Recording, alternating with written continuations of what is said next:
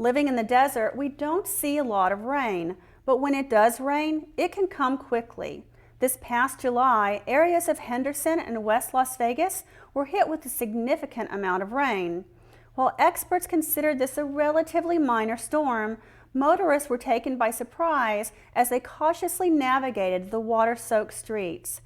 Newscasters headed out in the storm to witness the impacts, and some residents even posted their experiences online. Hello, I'm Betty Hollister, and welcome to another edition of the Flood Channel. Las Vegas gets more than 300 days of sunshine a year, and while the summer months bring hot weather, the few cloudy days and humidity we get usually come during the summer as well. Intense heavy rain is why every year the district holds a news conference to help kick off flash flood season. This year's was at Floyd Lamb Park. We are building flood control features adjacent to the park that will help protect Northwest residents from flooding. We're at Floyd Lamb Park at Tule Springs, and it's a beautiful day, as you can tell. The blue sky is behind me, but we're out here to talk about flood awareness campaign that the Regional Flood Control District is putting on right now. And for the next several months, it's flood season, and it's important to recognize that when it rains, people shouldn't drive through flooded intersections. We've done a tremendous amount of work out here at Tule Springs with these environmental enhancement detention basins, if you will. We call them environmental enhancement areas because they're not just your normal detention basin. These detention basins are going to have several picnic tables, walking trails. We are putting shrubbery back in, thousands of bushes, several hundred trees. It's really going to be a beautiful amenity to this already fabulous park. I grew up in Las Vegas when we didn't have these wonderful flood basins and we didn't have good flood control, and the damage that was done, the millions of dollars in property, and more importantly, the lives that were lost and the injuries that were sustained because of this flooding was horrific. It's a very important time of the year for all the citizens of Clark County. Flash flood season begins July 1st, runs through the end of September. We're out here trying to educate everybody about the dangers of flash flooding and have a safe and sane summer. Well, this is a big deal because people's lives, of course, are the most important thing, and property is a secondary to that. And what we've done here today is we're getting the word out how dangerous it is from the month of July through September, because that's our flood season here, and you never know when it's going to come. And you want people to behave responsibly if, in fact, there is a heavy rainstorm, because the rain doesn't go into the ground here. The rain sort of just bounces off the ground and stays above the ground, and there's some very foolish people there who risk their lives and the lives of others when they try to drive through there or cross through those torrential type of storms. And I think the word that we get out today is you got to be careful. You got to think a little bit. Take your time. Don't try to beat nature, because you're going to lose. And it takes a pretty great community and a pretty great flood control, regional flood control, to actually do something about it. Each year when we build another piece of the puzzle, more areas become protected. That investment we expect will employ about 2,000 people. And I think that's very important. Not only are we protecting life and property by constructing these projects, we're also putting people to work in these economic times. It's a no-brainer for me, being a native of Las Vegas. I mean, when it rains here, we've got to be prepared. And the Regional Flood Control District has been prepared and getting more prepared every year. Every year we put thousands of dollars back into the economy. We put lots and lots of people to work to create these types of projects that save homes and save lives when the floods come. That's never going to stop. We just have to do everything we possibly can to protect homes and properties and people. That's what we've done. We've got hundreds and hundreds of miles of underground piping to carry this water and channel it into the Las Vegas Wash. This is just another example of that out here in the Northwest. These enhancement areas are going to collect that water and send them down to the Las Vegas Wash like they need to be, protecting homes and protecting people. At the news conference, members of the media were some of the most important guests. Without a partnership with local television, print, and radio, our message of flood safety could fall on deaf ears. It doesn't rain that much out here, but when it does rain, the water bounces off the ground and flash floods happen with little or no warning, and that you got to make smart decisions, not drive through flooded areas. And through our partners in the media and the press, we want to get that message out to all the residents within Clark County to make sure that they make smart decisions this summer. We don't get a lot of rain in Las Vegas, and we typically say that we get flash flooding from July through September. And in Las Vegas, you really don't need a lot of rain to cause flash flooding. Typically, we say a ½ inch to 3/4 inch of rain in 1 hour is concerns for flash flooding. I can't do my job without people like the Flood Control District and the media. The Weather Service, we watch the atmosphere, we watch it when it comes to the ground, but I absolutely need to know what's happening on the ground, and that information comes directly from the Flood Control District. Flash floods can happen in any month, but typically they happen July, August, and September. It happens with little or no warning. We've had channels rise 7 feet in 8 minutes, basins rise 14 feet in 14 minutes in the past. Some of our channels are flowing up to 30 miles an hour. And all that, and the water running down the streets, and it doesn't take much water to knock somebody off their feet, and it doesn't take too much more water, maybe up to 2 feet, to actually move a car. And so we don't want victims. We want people to survive our flash flood season and make smart decisions.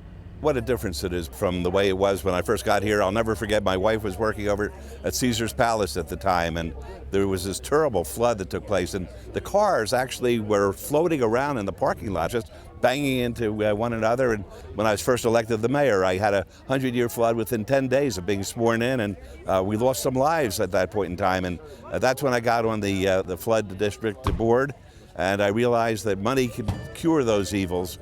And we began to build, and we haven't stopped building since. And through the years, problem areas are no longer problem areas because of the great work that the flood district is doing. Is it going to happen? We can't say. We don't know. And that's why it's so important for us to get out annually to educate everybody about the dangers of flash flooding. If you haven't lived here for a while and haven't lived through one of these flooding episodes, you have no idea how dangerous it could be and how quickly it comes upon us. I think the Flood Control District has done a remarkable job getting the word out, helping to educate our fellow citizens so they know what to expect and how they can protect themselves and their families. Last year we didn't turn a single wheel when it came to swiftwater rescue. And that's because of the work that the Regional Flood Control District, they've made it extremely safe. Our call volume has dropped off to practically zero. I think it's a combination of the awareness campaign, but particularly we see the water going down in the washes we monitor, and we know that the system works. It's a credit to the Regional Flood Control District. In the last year, we finished 18 projects, about a $70 million investment. And that's going to help other areas of the community because they'll reap those benefits when those storms hit. Right now, we've invested about $1.6 billion over about a 25-year time frame to protect the community when it does rain. I think the safety campaign of the Flood Control District is one of the cleverest and best I have ever seen. The message is important, and that's what we're trying to get out, and we're trying to do it in a fun way, but an effective way. The license plate billboard campaign was created to catch drivers when they're behind the wheel and be reminded about the dangers of driving through floodwater. Every year we hold a contest to search for the next license plate message. And our 2011 winners of the contest, we'll have those on the next Flood Channel show. We'll be right back. Next time you're confronted with a flooded roadway, consider this. How much water is needed to float a car? Is it 2 inches, 2 feet, or 4 feet? The answer when we come back. I'm Agent Smith. I'm Agent Jones. And we're back busting people who pollute Clark County. Oh, Sir, you're gonna have to come with us. What have I done now? Sir, did you know by washing your car at home puts chemicals and trash into storm drains? Really? Car washes recycle water and they don't pollute Lake Mead. Oh. Is Clark County your home? And you don't like trash in your home? No. Then don't trash Clark County. It's our home too.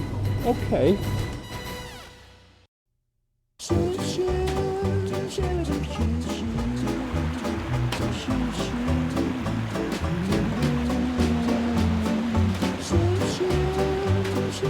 Don't press your luck. Steer clear of floodwater. How much water is needed to float a car? A car begins to float when the water reaches the frame, so about 2 feet. But don't think you're safer just because you drive a bigger vehicle, like a truck or an SUV. Bigger vehicles have bigger tires, and bigger tires hold more air, and that can make your car float a lot easier. It's important to remember, never drive through floodwater.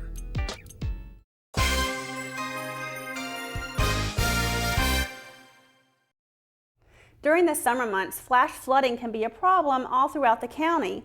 But from Mesquite down to Laughlin, the district is doing its best to protect our residents. Carrie Ann has more about the projects under construction in Clark County. A detention basin or channel may look like just a hole in the ground, but actually a lot of careful planning goes into designing these facilities. Around the county, the district has several projects under construction. Every project planned for construction has a number of questions that need to be answered. Depending on where the project is located and the amount of water it needs to handle, engineers will approach the design differently. And no two projects are exactly the same. In Mesquite, location seems to be the biggest challenge. Because of the flooding along the Virgin River, it took 3 separate efforts for settlers to establish the city. Mesquite sits at the southern end of the Virgin River system. There's a number of tributaries just north of us in southern Utah, central Utah. They all kind of come together right before it hits Lake Mead. And so when there are significant events, rain events, snow events north of us, we get the brunt of it here. We don't get rain very often, but when we do, unfortunately, it comes in a downpour. And it reaches really flood level proportions. The flood that we had in 2005 took out 30-some homes. After that particular flood, we were able to implement some precautions. We had some small flood walls that we put up. When the flood came December of 2010, because of knowing what had happened in 2005 and the precautions that we took, we only had 3 homes really damaged this time. The wash systems, the beginnings of them are 5-10 miles north of us into Lincoln County. And so the wash systems run down south towards the river and bisect the town. So the city is built up, major housing, commercial, really all along these wash systems through Mesquite. And so flood control is a challenge. So what we've done over the last 10 years or so is we've gone up to the heads of these washes and actually done some detention basins. With each project that wraps up, another part of our community is better protected. A lot of work has been done in Mesquite to help protect residents from flooding. This summer, a ribbon cutting was held for the completion of the town wash conveyance system.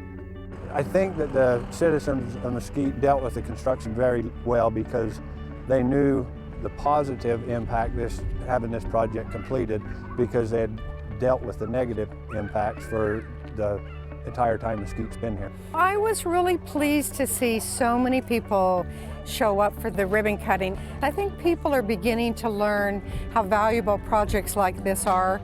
They're very large-scale projects, but more importantly, if we can aid in diverting any sort of flooding that occurs, and if we can take some flooding measures, I think it's very welcome with our city right now.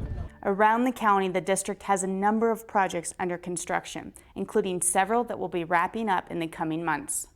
This is the Lower Flamingo Detention Basin. It's located northwest of the intersection of Tropicana and Decatur. As you can see, it's well under construction.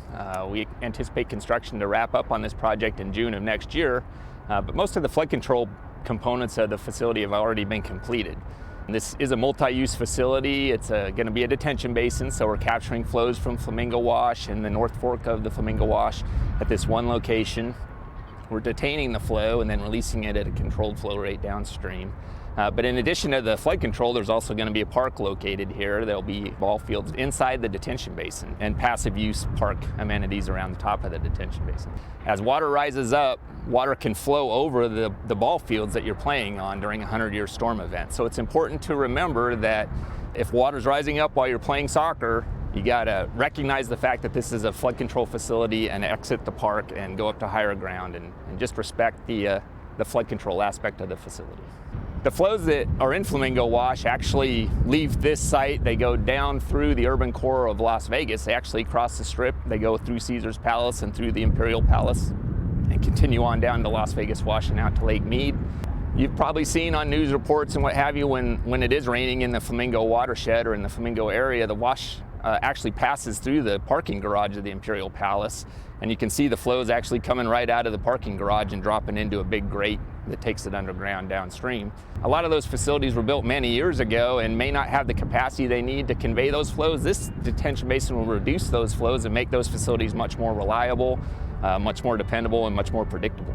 The total cost of the Lower Flamingo Detention Basin is about $13.7 million. About $3 million of that is Regional Flood Control District funding for the flood control portions of the project. The remaining of the funds is being provided by the Southern Nevada Public Lands Management Act, which is funds that are being provided to the county for park amenities from the federal government. We have 13 projects under construction right now with the total Regional Flood Control District cost of $92 million. We also have 3 projects that have already bid. We're just finalizing the contracts and getting the projects ready to start construction. Those 3 projects total about $8 million. We have 2 projects out to bid right now, totaling $27 million, and then we have 9 projects kind of waiting in the wings. We're trying to get those projects finalized, the designs finalized, and get them ready to advertise.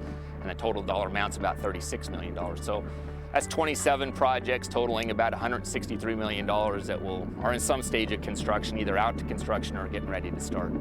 Several of the projects under construction may not be finished yet, but are still ready to do their job this flash flood season. We have another detention basin that's kind of south and east of this area, located at Hacienda and the railroad. That basin is the Tropicana North Detention Basin, and it's nearly complete. The flows in the Tropicana North Detention Basin also go through the urban core of Las Vegas. Those flows go down and impact I-15 and several properties on the Strip. And again, we'll be reducing those flows to make the flow rates more manageable downstream, so those facilities will work dependably down there. Here at Decatur and the 215, work on the Las Vegas Wash Decatur at Elkhorn has been going on since December. Residents have been inconvenienced with lane restrictions and construction traffic, but when the $24 million facility is complete, it'll help complete the flood control network on the north side of town. We have 85 detention basins completed and over 560 miles of conveyance already completed. We still have a long way to go. We have a lot of facilities remaining to be constructed. Just keep in mind to be responsible for your actions. Put your litter in trash cans. The garbage that's thrown out on the street can clog inlets. Don't drive through flooded areas. Be mindful of storm events. Always remember that there can be a storm event happening on the west side of town that may not be raining where you're at, but you could still have flood flows coming through your area. The district's main mission is to keep floodwater away from people through our construction program. But just as important is keeping people away from floodwater. Events like our Flood Safety News Conference are reminding everyone to be flood safe. Thanks, Carrie Ann. And when we come back, why every Clark County resident should talk to their insurance agent about the importance of flood insurance. Did you know? Homeowners insurance only covers flood damage from sources inside your home, like a broken pipe or a water heater. Anything outside your home that causes flooding, like a broken sprinkler head, would require a separate flood insurance policy. Remember, anyone can purchase flood insurance. I'm Agent Smith. And I'm Agent Jones. We're busting people who pollute Clark County. Uh-oh. Sir, your dog left a little gift for us. He did? Sir, pet waste can wash off lawns down storm drains untreated into Lake Mead. Oh. Sir, when Fido leaves a gift, do your duty. Scoop it and toss it. Oh, okay. Do something positive. Don't trash Clark County. It's our home, too.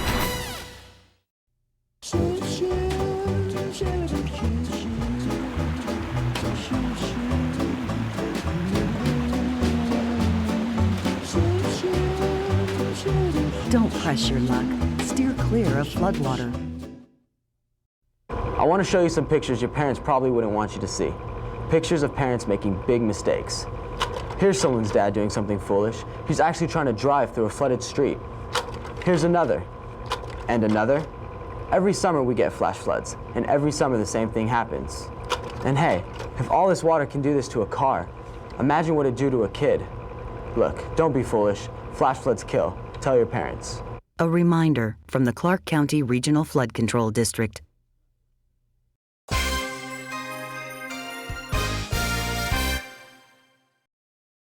Welcome back. It may seem strange to some residents, but our typical hot summer months not only bring 100+ degree temperatures, but also intense heavy rain. Carrie Ann talks to some experts about the necessity of flood insurance even when living in the desert. Living in the desert, rain is not always at the top of everyone's mind, but when it does rain, it can come quickly. Part of our job is to make sure residents aren't caught off guard. It's the monsoon season in Las Vegas, and if you think about it, we were in a desert, and so that penetration, that earth is so hard that the water tends not to penetrate it, it just washes off. So we had to be cognizant of that. But what we did is in government, we did a good job of planning. We've been putting in culverts and handling that volume of water. We have a master plan of flood control facilities that are all intended to eventually, once we get them all built, reduce these flood zones so fewer and fewer people have to buy flood insurance each year. The district works very hard to protect the community from the damage of flooding, and part of that is recognizing where the flood risks are. Several areas have been recently reevaluated because of the potential flood risks. The Desert Rose Golf Course is one of those areas. The Las Vegas Wash literally runs through the middle of the course. After the storm this last July, a trash line was left behind, showing how high the water really got. The floodplain for this area was originally mapped in 1995. And if you can imagine how big a cell phone was back then, they have really come through quite a bit of advancement. Well, the technology available to us engineers to predict what flood hazards are going to look like have really come a long way too. And we used all this new available technology for us to determine where these flood zones are, and we studied the Las Vegas Wash, Gowan and Rancho area between US 95 and Rancho, and then also down on the Muddy River near Logandale. And we've discovered that the flood hazard is a lot greater than originally thought. It's a convergence of where all the floodwaters seem to come together, and that golf course gets flooded regularly, and a lot of the homes have had water damage in the past. The people that live around here, many of them are going to be in this new flood zone where they're not in a flood zone now. And that means they're going to be required to buy flood insurance. The new flood zone has been reviewed by Federal Emergency Management Agency, and they're ready to publish the new flood zone in November of 2011. These new homes that are going to be going into a flood zone, if they buy flood insurance before that map is published, they stand to save some money by getting grandfathered in, and we can answer questions about that here at the Flood Control District. Several rounds of letters have been sent to homes in the affected areas. The district also held an open house in each neighborhood to address homeowners' concerns. The goal was to not only answer questions, but to explain the potential dangers that have been identified.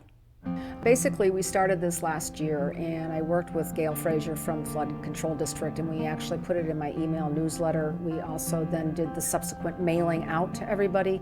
Flooding happens all year round. Even though that you have flood zones, it can happen at any time. So even though November 1st is when the cutoff is for these new 3 areas to be able to get their insurance, flooding can happen anytime, and we all have a responsibility. Well, over here in our residential area, we received information from the flood district letting us know that we're going to be reclassified here as flood zone.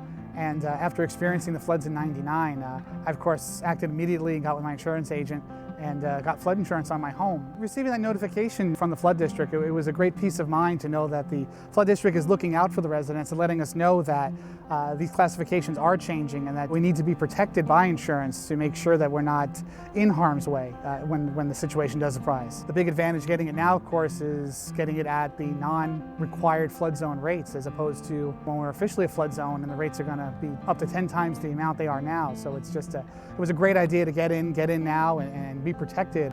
Well, homeowners insurance doesn't include flood insurance, so you have to buy a separate policy.